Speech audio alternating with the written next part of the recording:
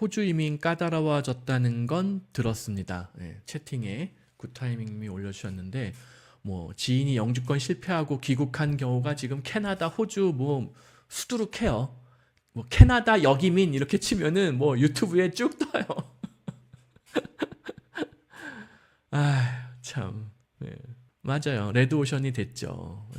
코지 소프트존님, 레드오션 완전 블러디 레드오션이 돼가지고 심지어 국가 정부에서 나서가지고 학생 비자 쿼터도 줄이겠다. 사실 학생 비자 받아서 호주나 독일의 학생 비자 받아 들어오는 사람들은 거의 대부분 대학원, 대학교 학비를 혹은 아우스빌딩 이런 거를 학비 공짜로 아니면 월급 받으면서 들어오는 사람들이에요. 독일 같은 경우에는. 그러면은 나라에서 돈을 주고 외국 유학생들을 유치하는 거나 마찬가지잖아요. 근데도 쿼터가 없어요. 그러니까는 명시적으로 내보내는 그런 쿼터가 없어요. 능력 되는 사람은 다 와라 이거예요. 블루카드도 마찬가지예요. 능력 되는 사람은 지금 다 신청해라. 무슨 어떤 뭐 쿼터 리밋 이게 없단 말이에요. 근데 호주나 캐나다는 심지어 이거 다 이제 이거 참여하시는 방송에 참여하시는 분들은 이제 그 저희 세미 블로그를 그래도 뭐 좀 보셨던 분들인 걸로 추측을 하는데, 자, 호주나 캐나다의 유학생용 학비와 현지인 학비가 다르다는 거 다 아시죠? 유학생은 현지인에 비해서 작게는 한 3배, 심하게는 한 5배 이렇게 학비를 더 내면서 정말 기부금을 그 나라에 갖다 바치면서 학생 비자 받는 거거든요. 그러니까 사실 호주 캐나다 입장에서 그냥 유학생들이 멋 모르고 뭐 영주권 쉽게 준다더라 하고 우르르 몰려오는 게 뭐 손해볼 장사는 아니에요. 근데 그것마저도 너무 많이 몰려드니까 가뜩이나 지금 전 세계적으로 경기가 안 좋은데 부동산 임대료만 그냥 엄청 올랐단 말이에요. 그러니까 그것 때문에 정권이 흔들리는 거예요. 정권이. 그럼 정치인들은 당연히 뭔가 정권을 유지하기 위해서 내부의 불만을 외부로 돌려야 될 거 아니에요. 그러니까 그걸 돌리는 게 되게 뭐 이민자, 난민 뭐 이런 데다가 그 화살을 돌리게 마련이거든요. 근데 학생 비자로 들어오는 애들이 너무 많이 와가지고 뭐 시드니라던가 토론토라든가 밴쿠버에 임대료가 너무 올랐다. 부동산 가격이 너무 올랐다. 그러므로 이걸 제한해야겠다. 이런 정책을 공공연하게 지금 내고 있다는 거예요. 그러면은 앞으로 지금도 어려워 죽지만 앞으로 호주나 캐나다나 뭐 뉴질랜드나 미국도 마찬가지. 미국도 지금 트럼프하고 해리스하고 뭐 이민을 아주 크게 확대하겠다 이러면서 싸우고 있나요? 이민을 줄이겠다. 아주 뭐 특별한 소수정예 아니면은 영주권 받기 쉽지 않도록 하겠다. 뭐 비숙련 이런 노동자라던가 뭐 그냥 대충 국경 넘어온 히스패닉들, 아미고 아저씨들, 아줌마들 다 막겠다. 이렇게 얘기하고 있잖아요. 그럼 앞으로 미국, 호주, 캐나다의 이민법이 수월해지겠어요? 가뜩이나 어렵고 그런데 앞으로 더 어려워지겠어요. 이건 누가 봐도 예측이 가능하잖아요. 그런데도 지금 네이버에 뭐 이런저런 블로그나 뭐 카페나 이런 데 보면은 여전히 캐나다 뭐 유학 후 이민 너무 쉬워요. 뭐 캐나다 유학 후 이민이 쉬운 무슨 전공 무슨 컬리지 돈 내고 다니기 아까운 그런 수준의 학교들을 유학원들이 커미션 때문에 나이 40 넘게 먹은 대기업 엘리트 직원을 글로 안내하고 있다는 거죠. 안타까워요. 뭐 별 수가 없어요. 제가 그거 안 되는 거다라고 얘기를 해도 뭐 전파가 안 되고 계속 피해자들을 양산하고 있음에도 불구하고 뭐 방법이 없네요. 원래 이 바닥이 다 그렇습니다. 그래서 하여튼 요런 저희 유튜브나 블로그를 보시는 분들은 요런 내용들을 꼭 좀 인지하시고 하여튼 주변에 누가 뭐 캐나다나 호주로 애들 데리고 뭐 유학 후 이민을 다 가겠다. 호주에 무슨 뭐 요리 아직도 요리 학교 가가지고 뭐 영주권을 쉽게 딸 수 있다는 등 이런 개소리를 하는 뭐 유학원 이민업체들이 보이는데 혹시라도 주변에 그런 분들이 있으면은 꼭 말려주세요. 정말 한 사람의 일생을 한 사람이 아니라 그 가족의 일생을 망치는 거예요. 채팅에 도경 IM 도경님, 뉴질랜드는 어떤가요? 똑같아요. 뉴질랜드도. 이제 블로그에 웬만한 거 찾아보면 다 나오는데 뉴질랜드 이렇게 찾아보면은 가장 최근 내용, 예, 이게 가장 최근 내용이 올린 게 제가 벌써 작년 말에 올린 게 있는데 뉴질랜드도 이민자 유입 제한 예정 신임 총리 정권이 바뀌었어요. 뉴질랜드도 왜? 이민자들이 너무 많이 와가지고 뉴질랜드 노동자들의 삶의 질이 떨어졌다 이거예요. 근데 사실은 이게 이민자가 많이 와서 그런 건지 그냥 전 세계적으로 경제가 작년에 아주 미국 금리 때문에 다들 죽을 썼잖아요. 작년 2023년 한 해 경제적으로 아주 풍요로웠다 하는 나라는 미국 정도가 있는데 그 미국도 전체가 다 풍요로웠던 게 아니란 말이에요. 상위 몇 퍼센트만 미국에서도 풍요로웠지 보통의 중산층이라던가 서민들은 미국도 정말 힘든 한 해를 작년 올해 계속 보내고 있다고요. 뭐 노숙자니 뭐니 뭐 난리 났잖아요. 그래서 이민자가 작년에 뉴질랜드도 그런 경제적인 어려움 때문에 정권이 바뀌었어요. 그러니까 새로 바뀐 정권의 총리가 크리스토퍼 룩슨이라는 사람이 노동당 총리가 국민당 보수정당 출신으로 바뀐 거예요. 현재 뉴질랜드 이민자 유입 규모는 도저히 지속 가능하지 않다라는 캐치프레이즈를 가지고 선거를 치렀고 그래서 이긴 거예요. 그래서 레이버 파티가 이런 그 수문을 열어가지고 이렇게 된 거다. 실제 보면은 뭐 이렇게 막 이민자들이 뛰었고 또 그 여긴 안 나왔는데 뉴질랜드의 지금 이민자 사태가 얼마나 심각하냐면은 이렇게 뉴스를 검색을 해볼까요? 전부 다 부정적인 얘기예요. 여기 보면은 이제 뉴질랜드의 어떤 뭐 이민법 관련된 전문 매체예요.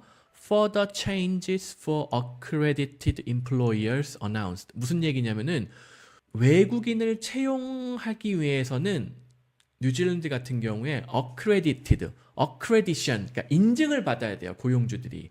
아무 고용주나 외국인을 채용할 수 있는 게 아니라는 거예요. 뉴질랜드 같은 경우에. 그러면 그 고용주가 그 자격을 획득하려면은 여러 가지 서류들을 제출을 해야 되는데 그 서류를 더욱더 어렵게 만들었단 얘기예요. 왜?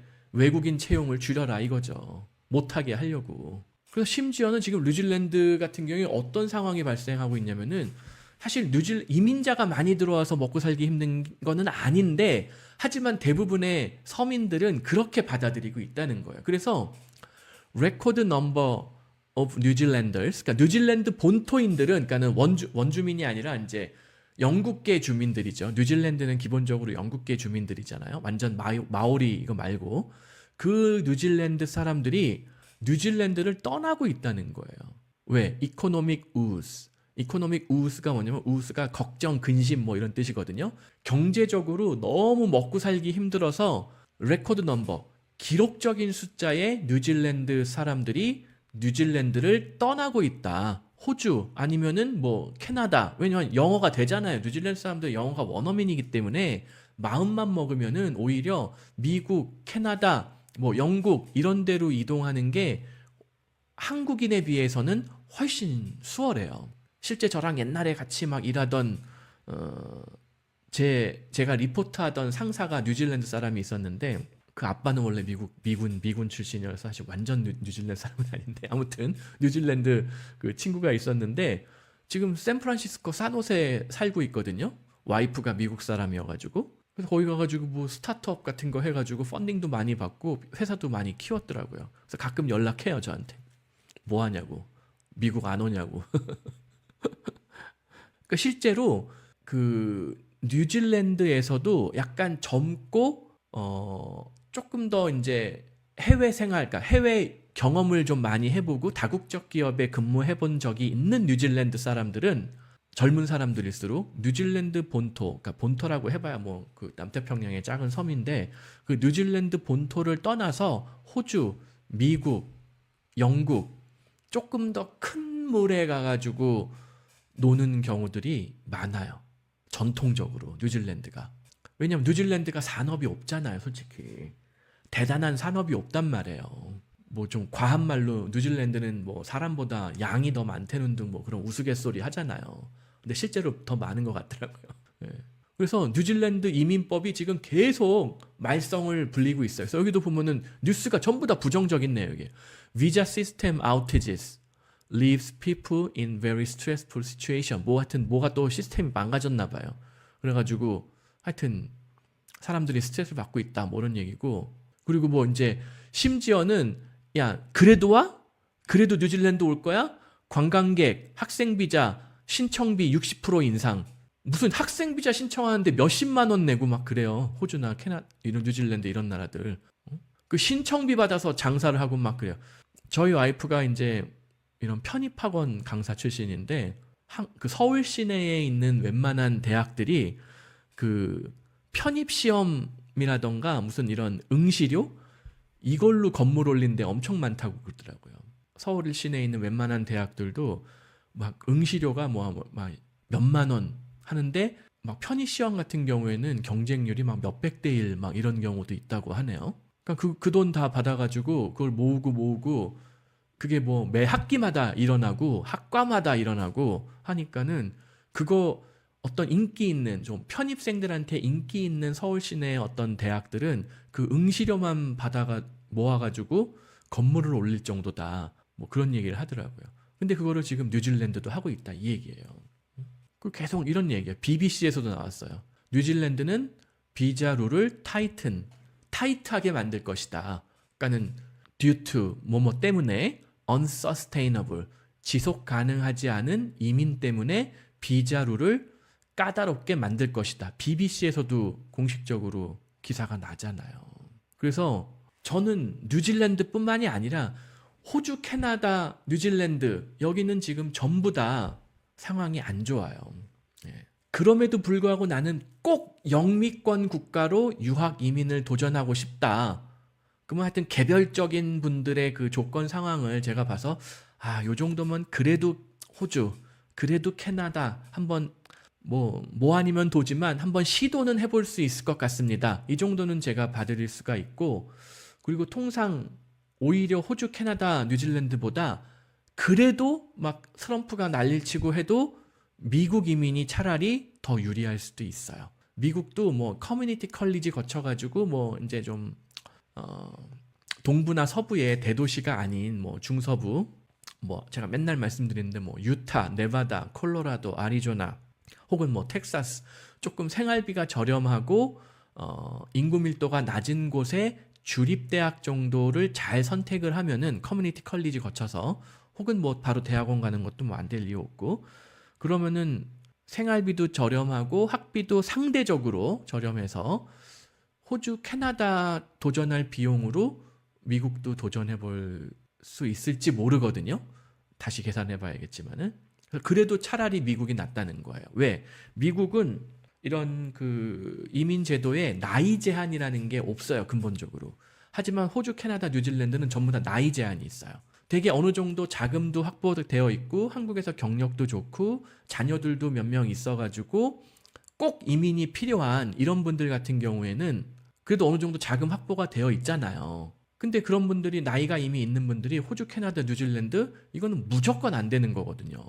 근데 그걸 모르고 계속 어디 뭐 이런 카페 온라인 뭐 이런 거에 잘못된 정보 거기에 업자들 붙어가지고 댓글 조작하는 거 이런 거에 속아가지고 아직도 캐나다, 호주, 뉴질랜드를 가는데 차라리 미국이 낫다는 거예요. 차라리. 물론 미국도 실패할 확률이 굉장히 많은데 그래도 영미권 중에 하나를 꼽아라. 미국이 낫다. 왜? 적어도 나이 제한은 없으니까 법적으로. 네. 네. 아무튼 또 뒤늦게 들어오신 분들 구독, 좋아요 많이 눌러주시고요. 코지 소프트존님이 발트 3국 이민도 괜찮을까요? 발트 3국이 여기를 얘기하는 거죠. 뭐 다들 아시겠지만 리투아니아, 뭐 에스토니아, 라트비아 옛날 구소련 국가예요. 사실은 여기가 에스토니아, 라트비아, 리투아니아. 근데 굉장히 뭐 헬싱키, 탈린 막 굉장히 위도가 높죠. 에스토니아 같은 경우에. 라트비아 그 중간, 그나마 리투아니아가 이쪽인데 빌리우스라고 하는데 하여튼 뭐 빌리우스라는 곳. 여기가 좋다 나쁘다 여기를 꼭 가야 될 이유가 있지 않다면은 1순위로 권해드리고 싶지는 않아요. 이게 다른 EU 국가들하고 좀 다르게 EU 가입국이기는 한데 여기는 사실 과거 구소련 국가고 근데 생각보다 삶의 질은 좋다고 하는 것 같아요. 이게 나름 북유럽 국가거든요. 북유럽이랑 가까워서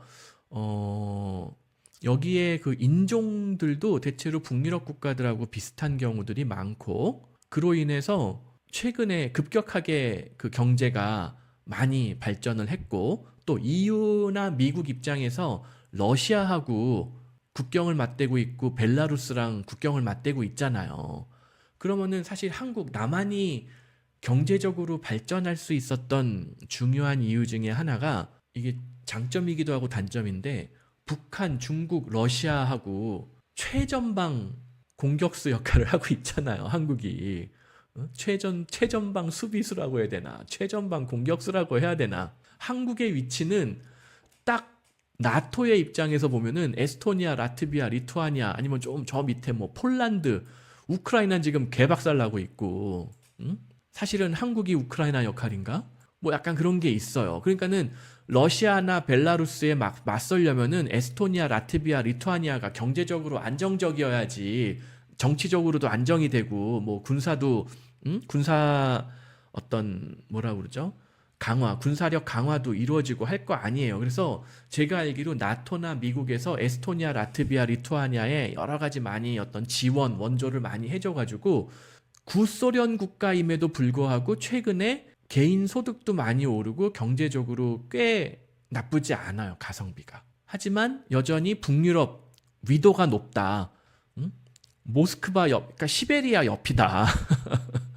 시베리아 옆이니까 뭐 날씨가 그렇게 아주 뭐 여름에는 뭐 괜찮겠지만 겨울에는 좀 그렇겠죠. 그래서 근데 그럼에도 불구하고 모르겠어요. 발트 3국 이민을 내가 꼭 가야 되는 이유가 있으면은 가는데 일반적인 조건에서는 거기를 굳이 왜? 예. 굳이 꼭 가야 되나? 예. 그런 어떤 스스로 한번 판단을 해보셔야 돼요.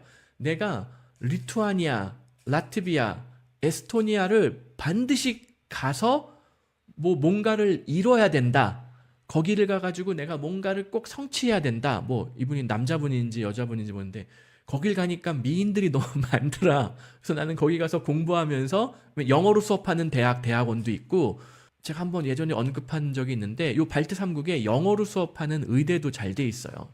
영어로 수업하는 의대, 치대, 약대, 학비도 저렴하고 생활비도 저렴하고 남자들도 잘생겼고 여자들도 예쁘고 그거는 내가 원하는 게 거기 다 있는데 해가지고 굳이 거기로 뭐 유학을 가거나 이민을 가거나 왜냐면 영주권을 선 확보하면서 의대를 가면 더 유리해진 점들이 또 있거든요. EU 영주권을 선 확보한 상태에서 EU 의대를 다니면은 굉장히 여러 가지로 유리한 점이 있어요. 제가 다 일일이 설명은 못 드리지만 그러면은 발트 3국을 갈 수도 있죠. 그래서 코지 소프트존 님이 원하는 어떤 특정한 뭐가 있어서 발트 3국을 가겠다. 갈만해요. 네, 라트비아나 리투아니아에서 의과대학 희망하고 있습니다. 네. 네, 괜찮아요. 독일 의대보다는 입학 장벽이 훨씬 적고 또 영어로 수업하고 또 이 나라 사람들이 영어를 다 잘해요. 라트비아, 리투아니아 이쪽 언어가 약간 그 북유럽 언어 쪽에 가까운 건지 러시아어 쪽에 가까운 건지 하여튼 영어를 좀 잘하더라고요. 제가 겪어본 바로는 리투아니아 이게 랭귀지가 어느 랭귀지에 가까운지 라트비안, 리투아니아, 동발트어군 어디하고 가깝다 이런 얘기는 없네요. 뭐 아무튼 그래서 독일보다는 입학이 훨씬 수월해요. 그리고 영어도 잘 하고 독일 등 유럽 국가에선 취업할 때 우리나라처럼 나이를 덜 보는지 궁금합니다. 나이는 한국보다 덜 강박관념이 있어요. 나이가 물론 독일도 나이가 젊을수록 유리해요. 나이가 젊을수록 유리한데 뭐 나이가 많다고 대놓고 차별을 주지는 않는다 이 얘기예요. 그보다는 고용주는 굉장히 냉철해요. 독일 고용주는 훨씬 더 냉철해요. 즉 와서 성과를 낼 수 있느냐 와서 업무를 단기간 내에 아니면 즉각적으로 수행할 수 있느냐? 이걸 더 따져요. 예, 예. 아크로님이 최전방 공격수 유유. 예. 한국의 입장이 그래요. 사실은.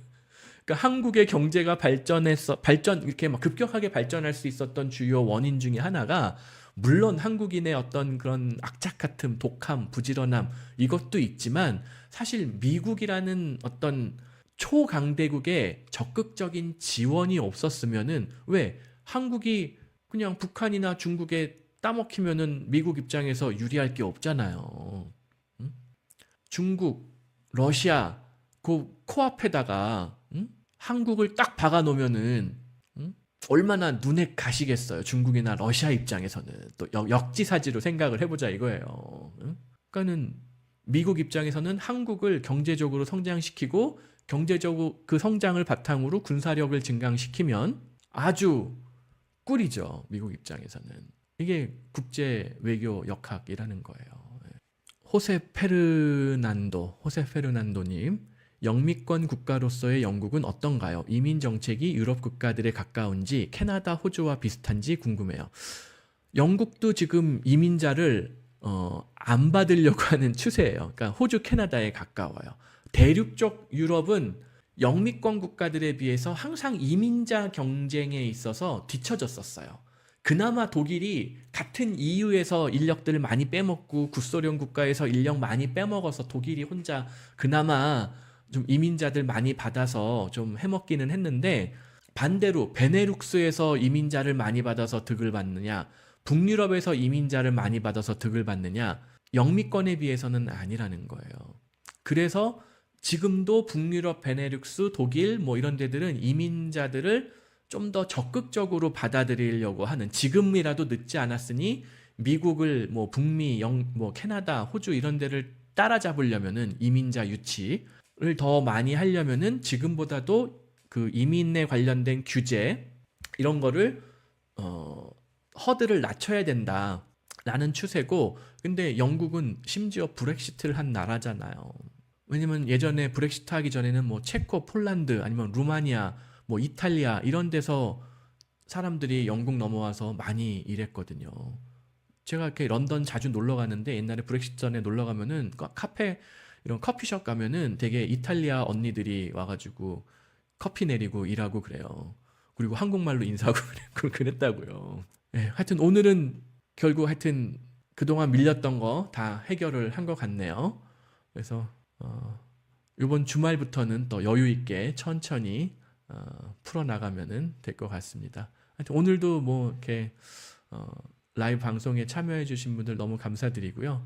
하여튼 나가시기 전에 좋아요, 구독 한 번씩 다 눌러주시고 가시면은 감사드리겠습니다. 예, 그럼 또 일요일 날 뵙도록 하겠습니다. 감사합니다.